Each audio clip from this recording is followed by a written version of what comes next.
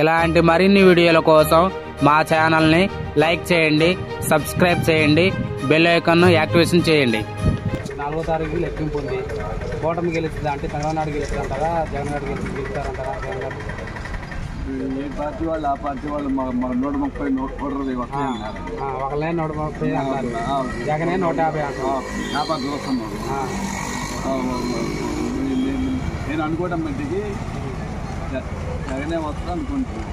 జగనే వస్తారు 100 సీట్లు అయినా అంటే మీకు నా ఉద్దేశం దగ్గర పింఛన్ తీసుకుంటున్నారు మీరు. అది మరి పింఛను పెంచుతా అని జగన్ అనలేదు. లాస్ట్ 2 సంవత్సరాలు 250 పెంచుతా అంటున్నారు.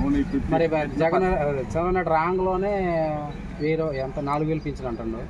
మరి పింఛన్దారులు ఓటీ లేదంటారా? ఆయన అంతకుముందు ఇస్తంటేనే అప్పులు తెచ్చి ఇస్తాను అంటున్నారు. వీళ్ళు ఎక్కడ తెచ్చిస్తారు? వీళ్ళకి రేపు అప్పు చేయాల్సింది. అందుకని అంటే 1% పింఛన్దారులు వేయలేదంటారా 4000 వస్తాయని మీ ఆ దృష్టిలో? అంటే ఒకవేళ వేయచ్చు అంటారా? 4000 అంటే గ్యాస్ బండ్లు చెప్పారు కదా, గ్యాస్ బండ్లు, ఫ్రీ బస్ అని, వేయచ్చు, అమ్మఒడి అందరికని ఈయన కూడా బాగానే చేసింది కాబట్టి ఇక పెంచలే, కొత్త ఏం పెట్టలేదు. ఏ కంటిన్యూ చేస్తా అంటున్నా కానీ చంద్రబాబు నాయుడు ఈ కొత్త యాడ్ చేసిండు. ఫ్రీ బస్ అని, పెన్షన్ 4000, వాలంటీర్లు 10,000 వేయచ్చు అంటారా? మరి సార్ మరి జగన్ గారు వస్తారంటున్నారు మరి. అంటే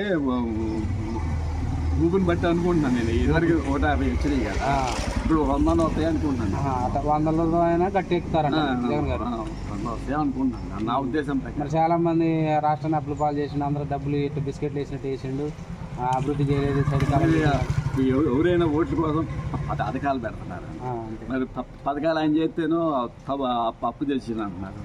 రేపు ఈయన ఈ పథకాలను ఈయన అప్పు చేయాల్సింది. ఈయన ఏమంటుందంటే అనుభవజ్ఞుడైనా కొద్దిగా పరిశ్రమలో ఎన్ని తీసుకొచ్చి డెవలప్ చేసి అట్ట ఎత్తడు అని అంటున్నారు.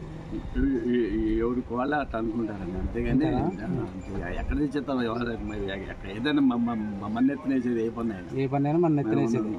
దేని మీద సారా మీదనో అది ఇసుక మీదనో ఏదో పన్ను రూపాయలు వసూలు చేసి మనకి పెడుతున్నారు.